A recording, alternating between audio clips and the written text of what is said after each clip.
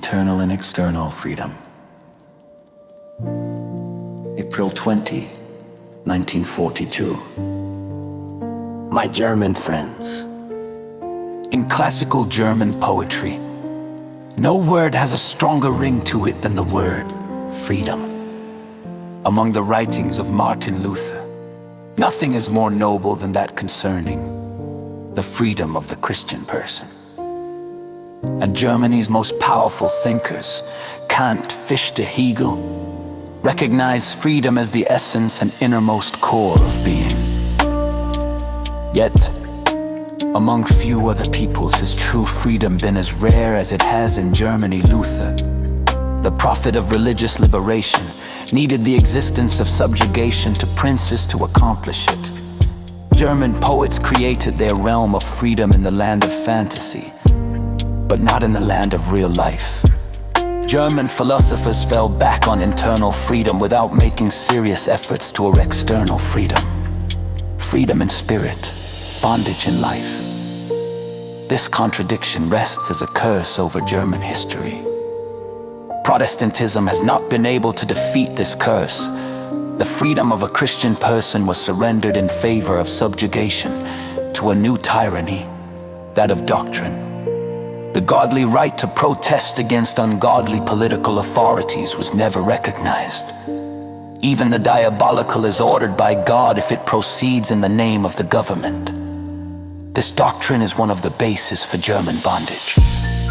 It is one of the reasons why the present authorities came to rule and to set up a tyranny to which the darkest periods of world history can be compared.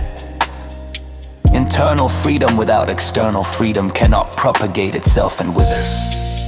That is the lesson which the German people have to learn in this age of the most frightful catastrophes. The conflict between inner freedom and outer bondage has now become a curse for Europe and for the whole world. The vast powers which have developed through spiritual freedom in Germany have been put into the service of the external servitude of Germans and many other nations. Above all, I wish that German Protestants would have been willing to learn from these events. They offer resistance only when the church itself was being attacked, but the resistance came too late as the present upbringing for bondage, for hostility toward Christianity.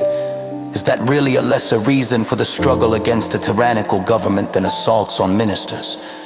Is the soul of the children of lesser worth than the church organization? Can inner freedom be set free if the bondage is not only external, but if even minds and souls are being cleaved, conquered, and enslaved? Protestant Germans, free yourself from the belief that religious and political freedom can be separated. Cast away this false inheritance, the belief that freedom would not depend on political freedom. The last 10 years are the major rebuttal to this fact. You must learn once and for all. Without political freedom, without freedom from tyranny, in the long run, religious and intellectual freedom is impossible. When Western nations fought for freedom, they did so because they experienced what freedom means. Today, they fight a double battle. For the restoration of genuine freedom inside their own countries and for the restoration of freedom in every single nation. It is called freedom from want and from fear. Tyranny seems to make the individual secure, but it is unable to do so. Because tyranny is arbitrariness, there is much fear in German hearts. Not fear of dying, but rather fear on account of a life that has lost its meaning, because it has lost its freedom. From Norway to Greece, people fight and die for nothing else but for freedom. The Germans should have two feelings in relation to this. They should fear this rebellion against servitude. A wholesome fear should come over the Germans, the fear of being called to account as murderers of freedom. But the other feeling is hope.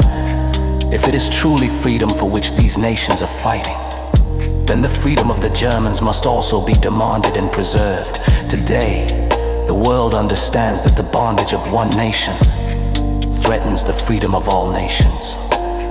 For the sake of this fear, for For the sake of this hope, enter into this freedom struggle yourselves.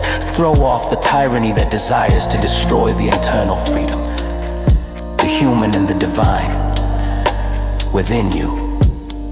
Allow the Protestant protest to become strong among you. Internal and external freedom have proven to be one. The struggle for both is what your time requires of you.